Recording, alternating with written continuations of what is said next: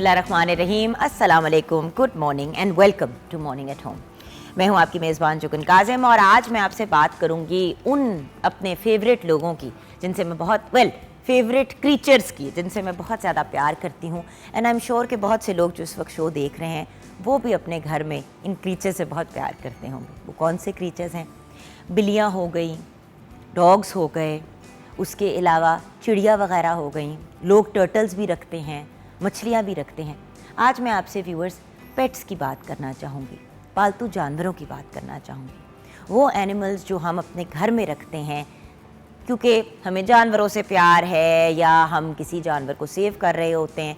लेकिन व्यूअर्स बहुत से अब ऐसे इदारे भी बन गए हैं, बहुत से NGOs भी ऐसे बन गए हैं जहाँ पे जानवरों का बहुत ख्याल रखा जाता है। इन द सेंस कि अगर स्ट्रीट पे डॉग्स नज़र आ रहे हैं या कोई ऐसी बिल्लियाँ या कोई भी ऐसे एनिमल्स हैं जिनका प्रॉपर ख्याल नहीं रखा जा रहा या जिनको बुरी तरह से ट्रीट किया जा रहा है, तो ये ऐसे इदारे जो हैं उन जानवरों का ख्याल रखते हैं। बिकॉज़ एक वक्त था जब मैं छोटी थी, मेरे पास एक डॉग था, बहुत अरसे पहले की बात है, और उसका वो न्यू था और वो बॉय था तो उसका नाम मैंने न्यू बॉय रख लिया। तो उसको प्यार से न्यू ही बुलाती थी। मेरा फर्स्ट डॉग था ये, जो आप अभी तस्वीर देख रहे हैं, इसी टाइप का वो बड़ा क्यूट सा एक पपी था। खैर उसको पाला, वो 2 साल का था, तो एक दिन गेट से बाहर वो निकल गया। जब वो वापस आया तो उसके मुँह से झाग निकल रही थी और उसकी तबीयत बहुत ख़राब हो रही थी। उसको डॉक्टर पे लेके गए तो डॉक्टर ने कहा कि इसने कुछ खाया है जो जहरीला है। उस वक्त पे जहरीला गोश्त जो है वो रोड्स वगैरह पे फेंका जाता था कि ये जो स्ट्रीट डॉग्स वगैरह हैं उनको मार दिया जाए या स्ट्रीट कैट्स जो होती हैं उनको मार दिया जाए। ये एक बहुत ही क्रूअल और बहुत ही बुरा अमल था। अल्लाह का शुक्र है कि अब ये बहुत कम हो गया है और मतलब एक हद तक बैन भी कर दिया गया है। बट व्यूअर्स बात वहीं पे आ जाती है कि देखें, अगर आप कोई पालतू जानवर रखते हैं, जैसे कि आपने पपीज़ रख लिए, कैट्स रख ली, बर्ड्स रख ली, तो फिर उनका ख्याल भी ऐसे ही रखना है जैसे व्यूअर्स बच्चों का रखा जाता है। जानवरों को सिर्फ इसलिए घर में रखना क्योंकि आपको शौक़ है और फिर उनका प्रॉपर केयर ना करना। जैसे कि ये आप बिल्ली देख रहे हैं, पर्शियन कैट्स जो होती हैं जिनके बाल लंबे होते हैं, उनको दिन में 2 दफ़ा ब्रश करना होता है, उनकी आंखें साफ़ करनी होती हैं, उनके कानों को साफ़ करना होता है। मेरे अपने पास 3 बिल्लियाँ हैं पर्शियन सफ़ेद। अब बात वहीं पे आ जाती है कि व्यूअर्स ज़िम्मेदारी लेनी है तो फिर उसको प्रॉपर तरीके से निभाना है।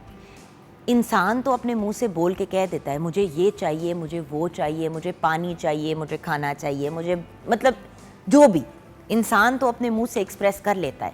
लेकिन जानवर जो है वो कैसे बोले?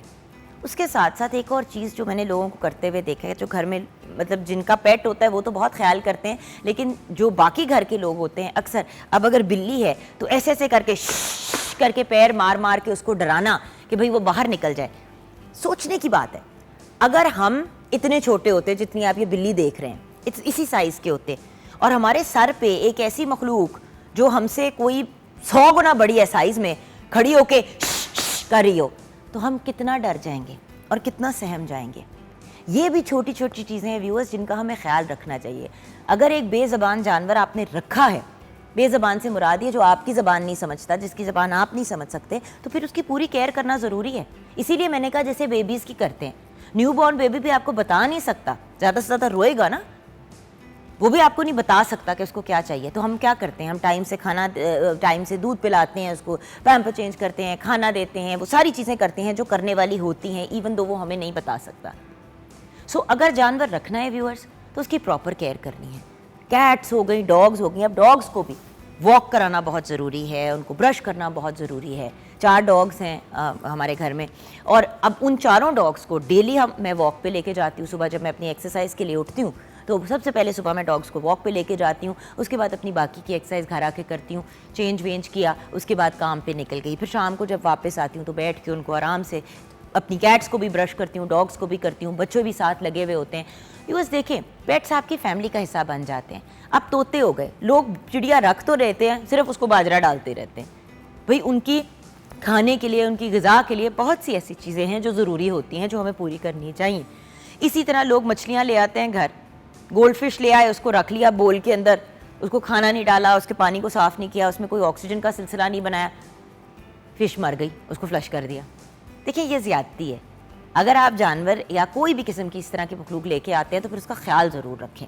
अगर ख्याल नहीं रखना तो व्यूअर्स ना रखें, क्योंकि मैं देख रही हूँ कि बहुत से लोग शौकिया। आई स्टिल रिमेंबर व्यूअर्स, एक जोड़ी थी पपीज़ की, जिसको बुलाते हैं बिजो फ्रीस। ये फ्रेंच एक ब्रीड है, बड़ी खूबसूरत, छोटे छोटे से लंबे लंबे बाल ये। अच्छा, मैं किसी के घर गई, एक मतलब मीटिंग थी मेरी एक खातून से, डिज़ाइनर थी, नाम नहीं लेना चाहूँगी, तो मेरे से बात करी थी। अच्छा, मुझे बार बार ना डॉग्स के भौंकने की आवाज़ है, चाऊँ चाऊँ चाऊँ चाऊँ चाऊँ। तो मैंने कहा ये क्या आवाज़ आ रही है? कहती है भाई मेरे हस्बैंड ने मेरे बच्चों के लिए पपीज़ मंगाए, दो, एक लड़का और एक लड़की, मेल और फीमेल, और हमने उनको रख तो लिया है, लेकिन अब बच्चे डरते हैं तो उनको नीचे बंद किया हुआ है। मैंने कहा नीचे कहाँ बंद किया हुआ है? तो कहती है बेसमेंट में बॉक्स के अंदर, वो जो छोटे से इतने से बॉक्स नहीं होते कैरियर। मैंने कहा जी मैं देख सकती हूँ इन पपीज़ को? कहती है हाय तुमने लेने हैं तो तुम ले लो। अच्छा, अब उस स्टेज पे मेरी पोजीशन नहीं थी डॉग्स रखने की, लेकिन खैर मैं नीचे गई, मैंने उनको देखा, इतने से डब्बे के अंदर 2 डॉग्स को, जो कहते हैं ना तुन्ना हुआ था, खोला जब उनको तो वो बाहर निकले। जो फीमेल थी उसका तो बहुत ही बुरा हाल था, जो मेल था बाल उनके चिपके हुए और मतलब गुच्छे बने हुए। उस व्यूज़ मैं आपको बता नहीं सकती। उनको घर उठा के लेके गई, सबसे पहले उनको वेट पे लेके गई। वेट ने कहा कि जो फीमेल है वो बड़ी बीमार है, इसका हमें नहीं पता क्या होगा क्या नहीं होगा, उसको बेचारी को कोई डाइजेशन का भी प्रॉब्लम और पता नहीं क्या हो गया। खैर फीमेल की डेथ हो गई, जो मेल डॉग था वो बच गया। उसको फिर मैंने एक फैमिली में ऐसी थी जो जिनके पास पहले भी डॉग्स थे और इसी किस्म के फीमेल डॉग थी, तो उनको वो फिर मैंने डॉग उसको ठीक करके उसकी तबीयत शबीयत उसके इंजेक्शंस वगैरह पूरे करके दिया। देखिए व्यूअर्स, लिविंग थिंग है। अगर आप पौधों की बात करें, चरिंद परिंद की बात करें, जानवरों की बात करें, ये सारे लिविंग बीइंग्स हैं और ये अल्लाह ताला की ब्लेसिंग्स हैं। इनको अगर आपने रखना है घर में तो फिर उनका ख्याल रखें। देखिए जब तक वो बाहर दुनिया में होते हैं वो अल्लाह मियाँ की जिम्मेदारी होते हैं। जब आप उनको अपने घर में ले आते हैं ना, वो फिर आपकी रिस्पॉन्सिबिलिटी है, आपने उनका ख्याल रखना है। सो पेट रखना बहुत बड़ी जिम्मेदारी है, सोच समझ के रखें और अगर रखते हैं तो प्रॉपर केयर करें। लंबे बालों वाली अगर बिल्लियाँ हैं आपके पास तो आप उनको बाहर नहीं रख सकते, उनको ठंडी जगह में ही रखना है। आप सोचें कि अगर आपने मतलब जिन जानवरों के लंबे बाल होते हैं, ऐसे होता है कि जैसे उन्होंने स्वेटर पहना हुआ है। आप सोचें कि उनको जब आप गर्मी में और हीट में रखते हैं तो उनका क्या हाल होता है। हमने डॉग्स के लिए बाकायदा कूलर लिए हुए हैं और कूलर बाहर लगाते हैं। अब लोग कहेंगे कि यार इतने नखरे की बात नहीं है व्यूअर्स। अगर जिम्मेदारी ली है तो उसको पूरा करना है और अगर नहीं पूरा कर सकते तो then don't keep them.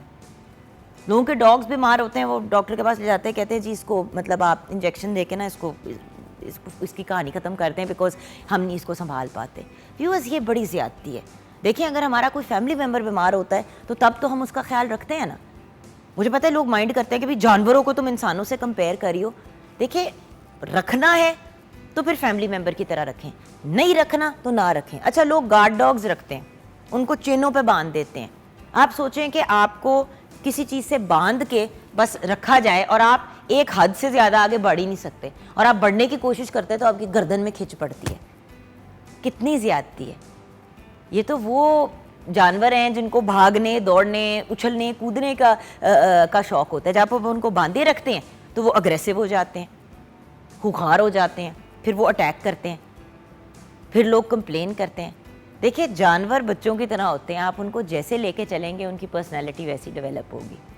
So request है व्यूअर्स कि अगर जानवर रखने हैं तो सही तरीके से रखें, नहीं रखने तो ना रखें। मतलब सिंपल सी बात है, बच्चों के शौक़ पूरे करने के लिए या अपने शौक़ पूरे करने के लिए या लोगों को दिखाने के लिए कि भाई आपके पास बड़े फैंसी जानवर हैं, ये बड़ी ज़्यादती है। अभी जो वन ऑफ द डॉग्स जो हमारे पास हैं वो कोई मतलब they were trying to get rid of it, उन्होंने हमसे गलत बयानी भी की कि ये फ़लाँ वाली ब्रीड है। मैंने उसको देखा, मैंने कहा फैसल ये लैंडसियर बिल्कुल भी नहीं है। मैं आपको पहले ही बता रही हूँ कि ये कोई मिक्स्ड ब्रीड टाइप जिस तरह स्ट्रीट डॉग्स होते हैं वो हैं, लेकिन डजेंट मैटर, हम इसको रख लेते हैं। खैर हमने उसको रख लिया, उसका नाम मूस रख दिया हमने। तो मूस खातून है, तो मूस मैडम जो है, मैं आपको ये बता ही नहीं सकती कि वो कितनी लविंग और कितनी प्यारी डॉग है, लेकिन वो ट्रॉमेटाइज्ड है। साफ पता चलता है कि वो जिस घर से या जहाँ से भी आई है वहाँ पे उसको प्रॉब्लम मार भी पिटती थी। और यू नो व्यूअर्स, जानवरों की भी एक नफ्सियात है जिस तरह इंसानों की नफ्सियात है। सो प्लीज़, मुझे पता है बहुत लंबी बात कर रही हूँ मैं, मेरी आपसे रिक्वेस्ट है, तहे दिल से एक रिक्वेस्ट है, जानवरों के साथ प्लीज़ पॉजिटिव एटीट्यूड रखें। अल्लाह ताला की क्रिएशन है, नहीं रखने तो ना रखें, ज़बरदस्ती तो किसी को भी जानवर नहीं रखना पड़ता अपने घर में। सो अगर रखना है तो प्रॉपर तरीके से केयर करें। 042992000648 पे आप कॉल कर सकते हैं। मॉर्निंग एट होम हमारा फेसबुक पेज है। अस्सलाम वालेकुम शेफ़ कनीज़ फातिमा। वालेकुम अस्सलाम। अच्छा, आप बड़े गौर से मेरी बात सुन रही थी और अग्री भी कर रही थी। जी। आपका क्या ओपिनियन है इस चीज़ के बारे में? अक्सर लोग जो है ना जानवरों को ऐसे लेते हैं कि जैसे, मतलब मैं तो ये भी नहीं कह सकती कि जैसे वो फर्नीचर का पीस है, क्योंकि फर्नीचर का भी लोग ख्याल रखते हैं, मतलब शो पीस की तरह, शो पीस की तरह रखा होता है जिसका ना कोई ख्याल रखता है ना कोई वो करता है। देखिए डॉग्स 16-16, 17-17, 18-18 साल भी जी जाते हैं अगर आप उनका ख्याल रखें। बिल्कुल। जो लोग ख्याल नहीं रखते उनका 6-7 साल की उम्र पे डॉग की डेथ हो जाती है। 10 भी बहुत मुश्किल से वो क्रॉस कर 10 भी बड़ी मुश्किल से क्रॉस करते ऐसे ही हैं। है। सो देखिए वही वाली चीज़ है, जो चीज़ करनी है दिल से करें, नहीं करना तो ना करें, कोई ज़बरदस्ती तो नहीं है ना। वही ना, आप अपनी मर्जी से रख रहे हैं तो फिर ख्याल भी तो रखें ना। बिल्कुल। ऐसे ही है। सो आज हम बना क्या रहे हैं? आज हम स्मोकी शिमला कीमा बना रहे हैं। स्मोकी शिमला कीमा। यस। और वो भी चिकन के साथ। चिकन के साथ। चिकन से पता नहीं क्यों मेरी व्यूअर्स इतनी लड़ाई है, बट खैर हाँ, तो क्या है Yes, रेसिपी? ये आप चिकन के कीमे से भी बना सकते हैं, बीफ से बना सकते हैं, मटन से, बिल्कुल। हाँ। सो रेसिपी की तरफ चलते हैं। सबसे पहले इंग्रेडिएंट्स: कीमा 1 किलो, तेल आधा कप, प्याज 3 अदद, अदरक लहसुन पेस्ट 2 खाने के चम्मच, सुरख मिर्च 1 खाने का चम्मच, जीरा पाउडर 1 चाय का चम्मच, धनिया पाउडर 1 चाय का चम्मच, हल्दी 1 चाय का चम्मच, नमक 1 चाय का चम्मच, टमाटर 3 से 4 अदद, पानी 1 कप, पुदीना 1/4 कप, दही आधा कप, हरी मिर्च 3 से 4 अदद, गरम मसाला 2 चाय के चम्मच, शिमला मिर्च 1 किलो, कोयला धुएँ के लिए, हरी मिर्च, धनिया और अदरक गार्निशिंग के लिए। हाँ जी। अब जो इसका मेथड है वो ये है कि सबसे पहले ऑयल में अदरक लहसुन को अच्छा सा ज़रा सौते कर लें। उसका जैसे ही कलर चेंज हो, कलर चेंज होने के बाद प्याज ऐड करना है। प्याज ऐड करके उसको फ्राई करने के बाद कीमा डाल देना है। कीमे की अच्छे से भुनाई करनी है। भुनाई करते हुए आपने उसके अंदर थोड़े से खड़े मसाले डाल दें। खड़े मसाले डालने के बाद जब कीमा का बिल्कुल कलर चेंज हो जाएगा और उसकी अच्छे से भुनाई हो जाएगी, उनकी खुशबू आने लग जाएगी मसालों की, उस पॉइंट पे आपने टमाटर ऐड कर देने हैं। टमाटर को फाइन चॉप करके ऐड कर दें। ऐड करने के बाद जब टमाटर का पानी निकल जाए और वो बिल्कुल टेंडर हो जाए, टेंडर होने के बाद आपने दही डालना है। दही डाल के जितने भी मसाले जाते हैं वो डाल के शिमला मिर्च डालनी है। शिमला मिर्च डाल के आपने कोई 10 मिनट तक पकाना है। ये नहीं कि शिमला का बिल्कुल कलर चेंज हो जाए, उसे ब्लैक नहीं करना। तो 10 से 12 मिनट आपने उसको पकाना है। जिस तरह से आपको जितनी टेंडर पसंद है आप उस हिसाब से शिमला रख सकते हैं। उसको टेंडर करने के बाद शिमला को आपने गार्निशिंग कर देनी है। गार्निशिंग में अदरक, हरी मिर्च और हरा प्याज वगैरह ये सब कुछ आप डाल सकते हैं। और गार्निशिंग करके कोयले को गर्म करके उसका धुआं देना है और 2 मिनट के लिए कवर रखना है और रायता और सैलेड के साथ सर्व कर देना है। Sounds absolutely lovely. Yes.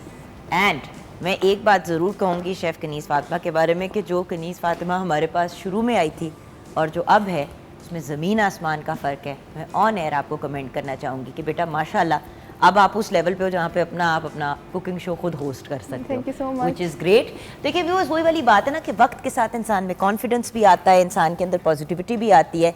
And when someone is doing a good job तो उनको दाद भी देनी चाहिए। सो वेल डन बेटा, वेल डन। बट उसके साथ साथ व्यूअर्स एक छोटी सी और बात कह के ब्रेक की तरफ जाऊंगी। व्यूअर्स, हम हमेशा बात करते हैं अपना ख्याल रखने की, तो कुछ अपने ख्याल रखने की बात करेंगे, लेकिन ब्रेक में जाते हुए फिर रिमाइंड करूंगी, अपना ख्याल रखना है तो उसके साथ साथ जो आपने पेट्स रखे हैं उनका भी ख्याल रखना है, उनकी सफाई का ख्याल रखना है, उनकी जो हिफाजती टीके होते हैं, इम्यूनाइजेशन का ख्याल रखना है, खाना पीना, उनको ब्रश करना, उनकी सफाई सुथराई, जिस एरिया में उन्होंने सोना है उस जगह को नीट एंड क्लीन रखना।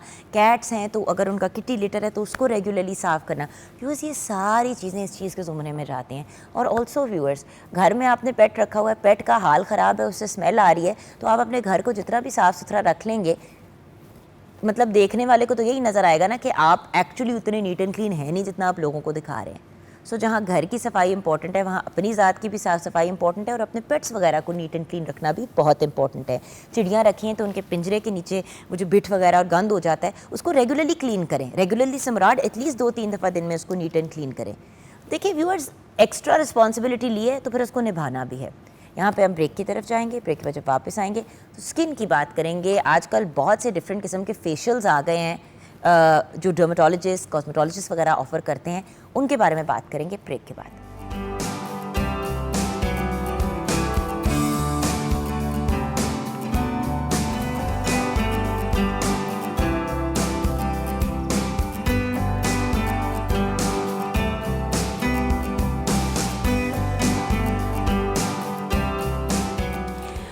Welcome back from the break viewers. अब अपने ख्याल रखने की बात करेंगे। फेशियल एक ऐसा टर्म है जो हर खातून को बहुत पसंद है, मर्द हजरात भी आजकल बहुत करा रहे होते हैं और यूजुअली सैलून या पार्लर जाके कराते हैं, क्योंकि सैलून जब जाते हैं आप अपनी दूसरे काम करा रहे होते हैं, पार्लर में जो ख़वातीन होती हैं वो कहती हैं आप फेशियल करा लें, आपकी स्किन पे बड़ा फ़र्क पड़ेगा। अच्छा व्यूअर्स, हर बंदे को भी फेशियल की ज़रूरत नहीं होती और जिस किस्म के फेशियल्स यूजुअली पार्लर में होते हैं उनके बारे में डॉक्टर हजरात क्या कहते हैं जो इस एरिया में एक्सपर्ट हैं, उनसे हम जानेंगे। हमारे साथ डॉक्टर उस्मान अमीरुद्दीन हैं, आप प्लास्टिक सर्जन भी हैं, कॉस्मेटोलॉजिस्ट भी हैं। अस्सलाम वालेकुम डॉक्टर साहब। वालेकुम अस्सलाम। अच्छा डॉक्टर उस्मान, सबसे पहले तो मुझे ये बताएं कि जब हम बात करते हैं फेशियल की तो एज अ डॉक्टर आपका इसके बारे में क्या ओपिनियन है जो पार्लर्स में फेशियल होते हैं? देखिए जी, पार्लर्स में फेशियल आई सजेस्ट कि जो हाइड्रा फेशियल है वो बड़ा कॉमन है। पहले स्टार्ट में तो डॉक्टर्स करते थे, लेकिन जब उन्होंने ट्रीटमेंट कुछ ट्रेनिंग्स ली हमारे पार्लर्स वाली लड़कियों ने, तो उन्होंने अपने पार्लर्स के ऊपर ये स्टार्ट कर दिया। लेकिन जो हाईली टेक्निकल फेशियल्स हैं, जस्ट लाइक कार्बन डॉल्स हैं या हॉलीवुड्स हैं या और भी 2-3 नाम हैं, वो टेक्निकल प्रोसेस में लेज़र इन्वॉल्व है, उसके ऊपर वो थोड़ा सा घबराती हैं काम करने में। तो हाइड्रा फेशियल जो है ना पार्लर्स में बहुत कॉमन है। अच्छा, हाइड्रा फेशियल तो आप कह रहे हैं, बट एक वो वाला फेशियल भी तो होता है कि जैसे कि कुछ ब्रांड्स होती हैं उनका पूरा का पूरा फेशियल का सेट दिया जाता है, तो वो सिखाते हैं कि जी पहले आपने मुंह पे ये लगाया, फिर आपने ये लगाया, फिर आपने वो किया। अच्छा, मुझे फ़नी इसलिए लगता है क्योंकि एक दफ़ा जब मुझे किसी ने कहा आप कराया, मैंने कहा अच्छा आप क्या क्या करते हैं? उन्होंने कहा जी हम टोनर लगाते हैं, हम स्क्रब लगाते हैं, मॉइस्चराइज़र लगाते हैं, हम सीरम लगाते हैं और मास्क लगाते हैं। अच्छा, मुझे हंसी इस बात पे आई कि ये सारी चीज़ें तो एक्चुअली आपकी रेगुलर केयर का वैसे ही हिस्सा होना चाहिए, लेकिन जब कोई और इंसान आपके चेहरे पे करता है और वो रगड़ रगड़ के करता है तो उसके भी तो साइड इफेक्ट। एग्जैक्टली जी। देखिए फेस एक ऐसी, देखिए हाइड्रा फेशियल वगैरह तो आगे की चीज़ है जी। जो नॉर्मल फेशियल हुआ करते थे पार्लरों में, जो मतलब 4-5 हज़ार या 3,000 रुपए से लेके लोग 1500 का भी करते थे। अब देखें ना, 1500 का अगर फेशियल कर रहे हैं तो उसमें प्रोडक्ट्स क्या इस्तेमाल हो रहे होंगे? एग्जैक्टली हमें ये रूल आउट करना है। और मैं समझता हूँ ये अवेयरनेस अगर हमारी अपनी आवाम को मिल जाए कि जो चीज़ें आप कराना चाहते हैं जाके पार्लर्स के ऊपर, तो जो चीज़ें आप जिस जिक्र किया कि वो सारा रेगुलर केयर है, आई थिंक हर लेडी घर में वो कर रही है। तो बेसिकली आई थिंक कि आपको चाहिए कि एक टेक्निकल फेशियल कराएं, चाहे वो मशीन्स की फॉर्म में, और एक go to the proper cosmetic clinics. अब तो इतनी अवेयरनेस आ गई है, हर बंदे को पता है कि फेशियल क्या चीज़ है। और सबसे बड़ी बात, हमारा फेस अल्लाह ने एक बहुत अच्छा खूबसूरत चीज़ बनाई है। हमारे फेस के मसल्स हैं, हमारे फेस की वेसल्स हैं, बहुत सेंसिटिव है। आप छोटी सी भी अगर आप पिंच करते हैं तो बहुत पेनफुल होता है, तो अगर आप ज़ोर ज़ोर से भी उसको रगड़ते हैं तो आई थिंक आपके फेशियल एक्सप्रेशंस, आपकी स्किन की टोन, फाइन रिंकल्स वो इफेक्ट करती हैं। इसमें एक बड़ा इंपॉर्टेंट चीज़ है जी, फेशियल के अंदर ये लोग ना इस्तेमाल करते हैं आई थिंक जो ब्लीच पाउडर्स और ऐसी चीज़ें होती हैं, वो आपको इनिशियली तो लगेगा कि आपकी स्किन की जो बड़ी फ्रेश लुक आ गई है, पहले 1-2 दिन आप बड़े फ्रेश लग रहे हो, तो मुंह का रंग हाथों के रंग से फर्क हुआ होता है। फिर बड़े लोग हाथ पाँव पे भी लगवा लेते हैं वो ब्लीच के, भाई सारा कुछ मैच हो, और फिर 2 दिन के बाद वो फेड होना शुरू हो जाता है। और फेड नहीं, और डबल ब्लैक होगा, ग्रे होना शुरू, ग्रे हो जाएगा, डबल होगा। वो बिकॉज क्योंकि आपको उसने ये नहीं बताया कि आपने किस तरह सन प्रोटेक्शन कैसे करनी है, आपने केयर कैसे करनी है। आप अपने फेशियल कराया, आप चले गई हैं अपने किसी फंक्शन पे, फंक्शन के बाद आपने नॉर्मल अपने आप रूटीन में आ गई हैं। हमारी जितनी भी ख़वातीन हैं, आप देखिए घर में मॉर्निंग में बैठी हैं, उनको क्या ज़रूरत तो नहीं है कि मॉर्निंग में बहुत सारे मसाइल हैं, किचन संभालना है, बच्चे संभालना है, तो वो किस तरह केयर कर सकती हैं आप। तो ये चीज़ें अगर हम अवेयरनेस हमारे क्लिनिक्स के ऊपर आने स्टार्ट हो मैं आपको एक मज़े की बात बताऊं, डॉक्टर आमना राज हैं, वो भी डर्मेटोलॉजिस्ट है, वो भी बचपन की दोस्त है, आप भी जैसे फैमिली मेम्बर है, उनको उनके साथ भी बहुत करीबी ताल्लुक है। मुझे ना एक दिन कहती है कि बात बता, तुम इतनी हार्श लाइट्स में बैठती हो तो तुम मेकअप के नीचे क्या लगाती हो? मैंने कहा वही मतलब मॉइस्चराइजर या कुछ, नीचे सन ब्लॉक लगाया करो। अब देखिए ना, ये वाली बात भी कोई नहीं आपको बताता। आपने जब मेकअप भी करना है ना, पाकिस्तान जैसे मुल्क में सबसे पहला स्टेप आपका होना चाहिए कि आपने अपना जो भी मॉइस्चराइजर लगाने लगाया, उसके बाद स्टेप 2 आप अपना सन ब्लॉक लगाएं।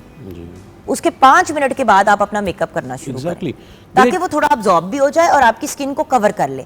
होता ये है कि देखिए हमारे फेस और नेक का और हाथों का, पैरों का बहुत एक्सपोजर होता है। अच्छा, लोग सिर्फ फेस पे लगा लेते हैं सन ब्लॉक, यहाँ से लेके यहाँ तक आपने लगाना है, आपने अपने हाथों पे भी लगाना है और जो स्किन एक्सपोज्ड है उस पे लगाना है। फिर कहते हैं हमारी स्किन की 4 टोन्स हो गए, मेरे साथ भी यही हुआ ना, आर्म्स मेरे डार्क हो गए कंपेयर, अब देखे ना फेस के साथ अगर देखे तो थोड़े से, अब नजर नहीं आ रहा है शायद स्क्रीन पे इतना, बट बाजू मेरे डार्कर है। क्यों? क्योंकि मैं जब सर्दियाँ थी उनमें रनिंग वगैरह करती थी तो मैं मुंह पे और गले पे सन ब्लॉक लगा लिया और रनिंग कर रही हूँ, तो वो टी शर्ट यहाँ तक जो होती थी वो सारे यहाँ पे बाजू मतलब डार्कर हो गए, टैन हो गए। देखिए जी, मेकअप का तो वैसे भी आप माशाल्लाह यू विल नोन दिस कि मेकअप के कुछ असूल भी हैं कि जब आप क्लेंजिंग करें तो जब क्लिनजिंग करने के बाद जब आपने कोई भी मेकअप करना है तो आपको लाजमी सन ब्लॉक, मैं तो सन ब्लॉक के साथ विटामिन सी भी अप्लाई कराता हूँ, सीरम। उसका फ़ायदा ये होता है कि आप, लेकिन डॉक्टर साहब अगर आप विटामिन सी मिक्स करके अपने उसमें लगाएंगे तो विटामिन सी तो अगर उसको हल्का सा भी सन एक्सपोजर होता है तो वो स्किन टैन नहीं कर नहीं, देता? हमने पहले स्किन विटामिन सी लगवाता हूँ, उसके ऊपर सन ब्लॉक लगवाता हूँ, ओके। ऊपर लगा के फिर आप ऊपर जितना मर्जी अपने प्राइमर्स लगाने हैं या जो भी हमें मेकअप करना है वो आप कर सकते हैं, और बड़ा अच्छा रिजल्ट है, मेकअप का इफेक्ट ही नहीं आता। इवन कि आई अप्लाई पेशेंट्स को कहता हूँ कि आप लिप्स के ऊपर भी सन ब्लॉक विटामिन सी लगाएं, उसके ऊपर लिपस्टिक लगाएं। आपके कभी भी लिपस्टिक डार्क शेड्स की वजह से लिपस्टिक कलर कभी आपकी लिप्स हैं वो डार्क नहीं होंगे, क्योंकि हमारे पास बहुत सारे पेशेंट आते हैं, डॉक्टर साहब हमारा जो लिप है उसको आप काइंडली थोड़ा सा लाइट टोन कर दें। भाई डॉक ये भी ज़रा बताएं कि लिप्स के लिए अगर कोई आता है और ज़रा सा पिंक करना चाहता है तो उसका कोई सोल्यूशन है हमारे पास? डेफिनेट हल नहीं है, डेफिनेट सोल्यूशन नहीं है। उसके लिए आपको 3-4 पैरामीटर्स करने पड़ते हैं। एक तो आपकी अपनी पर्सनल हाइजीन, आप अपने लिप की केयर कैसे करते हैं in the form of products, और दूसरी ऑप्शन जब आप खाना खाते हैं, हमारा सबसे इंपॉर्टेंट पता क्या है, हमने खाना खाया, हमने हाथ धोया, और हाथ धोने के बाद हमने कभी ये इस चीज़ के ऊपर कभी भी हमने फेस वॉश नहीं किया। कुल्ली भी कर लेंगे लेकिन माउथ को नहीं साफ नहीं करते, हमें ये हैबिट बनानी चाहिए। आप ये अगर हैबिट करेंगे, आप देखिएगा ये वाला एरिया कभी भी डार्क नहीं होगा, और लिप्स के ऊपर भी उसकी जो मटेरियल्स हैं फूड के वो कभी उसके ऊपर नहीं लगे रहेंगे। ये तो दो चीज़ें। थर्ड चीज़ हमारे पास प्रोसीजर्स हैं जिसमें हम बस क्यू स्विच लेज़र करते हैं, उसमें हम आपकी पिगमेंट को ना डाउन कर देते हैं, तो वो आपकी इफेक्ट्स अच्छा जाता है। बट आजकल एक ये भी बड़ी कॉमन चीज़ हुई भी है कि लिप्स पिंक करा देते हैं लोग अपने सेमी परमानेंट, वो क्या होता है डॉक्टर साहब? सेमी परमानेंट लिप्स जो है ना, उसमें मेरे थोड़े रिजर्वेशंस हैं। रंग मैं बड़े कराने की नहीं बात करी, उसके लिए तो फिलर्स आ जाते हैं। उस हम कहते हैं जी वो डाइज होते हैं, जैसे टैटूज बॉडी बनाते हैं ना, इसी तरह बॉडी के स्पेसिफिक डाइज हैं। जैसे आप सेमी परमानेंट मेकअप है, सेमी परमानेंट लिप्स हैं, उसके अंदर ये लोग क्या करते हैं कि वो आपकी एक स्पेशल डिवाइस है, उसमें वो रंग डाल देते हैं। लेकिन उस पर मैं पेशेंट्स को, अपने पेशेंट गाइड ये करता हूँ कि भाई अगर आपका ये डाई, केमिकल डाइज अगर आपने खानी नहीं है तो फिर लगाएं क्यों?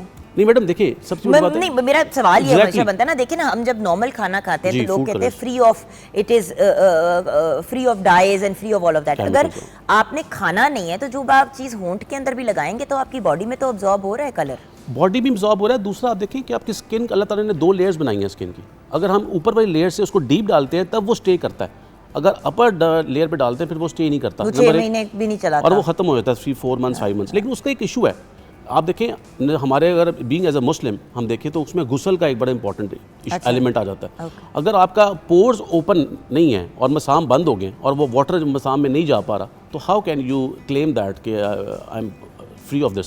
बड़ा इंपॉर्टेंट है।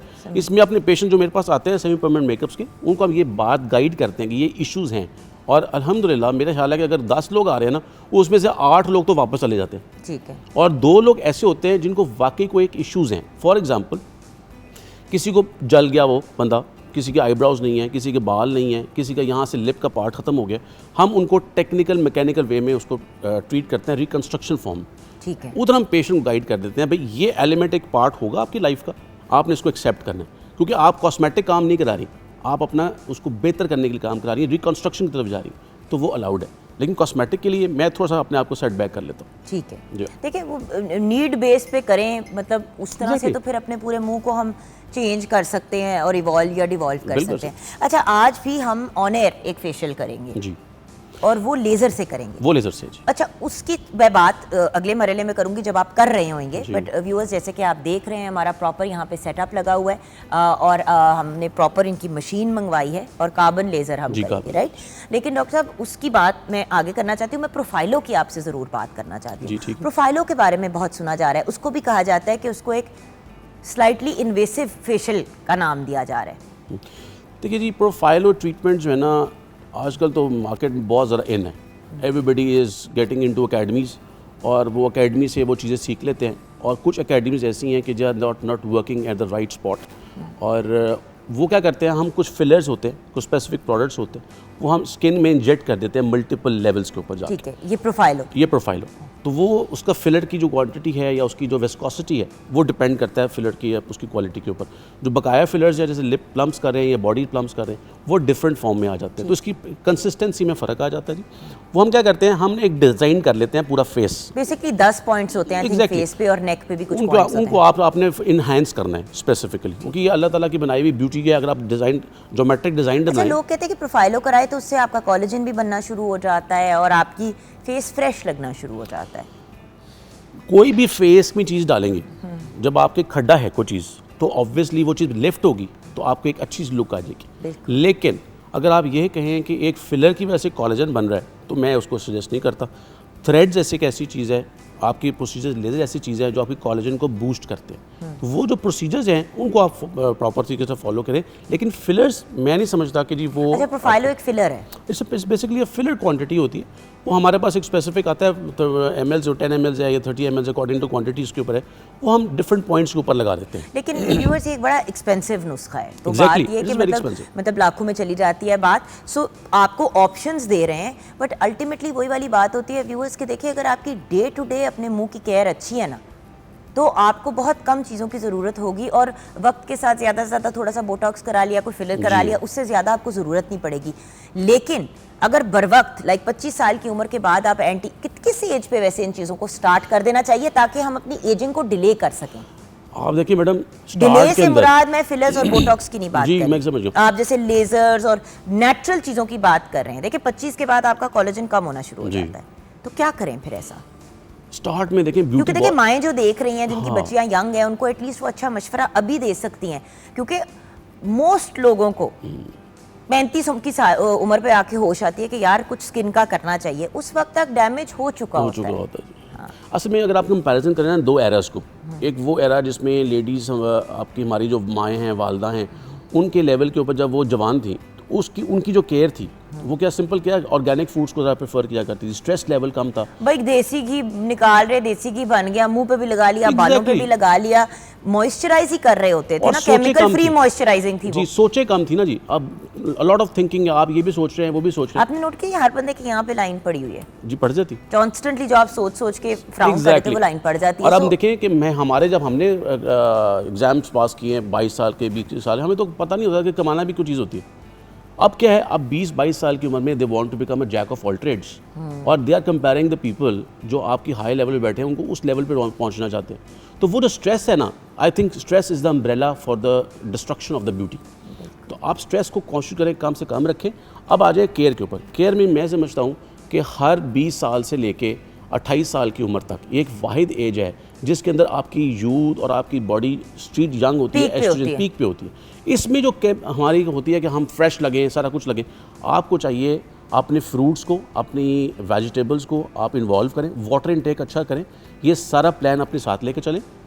वही वाली बात है ना व्यूअर्स, जो हम कहते हैं कि सबसे पहले अपनी खुराक ठीक करें, ऊपर से आप जो मर्जी कर लें, अगर अंदर से आपकी खुराक बुरी है, अगर आप काले चने और काली कॉफ़ियों पे अपनी गुजारे चला रहे हैं, तो वो आपके मुंह पे आएगा। We are what we eat. खैर, यहाँ पे सर आपकी इजाज़त से ब्रेक की तरफ जाएंगे। ब्रेक के बाद जब वापस आएंगे, कार्बन लेज़र, ये जो कार्बन लेज़र फेशियल का आजकल बहुत सुन रहे हैं, कार्बन तो बेसिकली कोयला होता है, राइट? तो ये क्या मामला है, ये हम आपको करके दिखाएंगे ऑन एयर लाइव ब्रेक के बाद।